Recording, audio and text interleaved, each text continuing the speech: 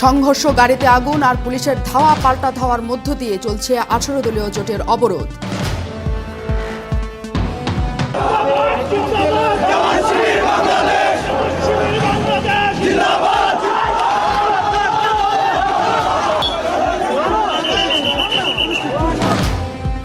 রংপুর, গাজীপুর, সাভার আর কাঁচপুরে পুলিশের সাথে অবরোধকারীদের সংঘর্ষ, আহত 40।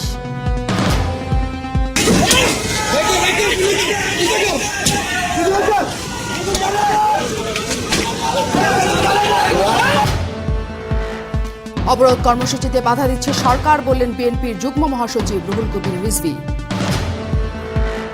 পুলিশ, আমি গতকালকেও যেটা বলেছি, হায়নার মতো তারা ঝাঁপিয়ে পড়েছে আমাদের নেতাকর্মীদের উপর। বিভিন্ন জায়গায় নেতাকর্মীরা আহত হয়েছে পুলিশের লাঠিচার্জে।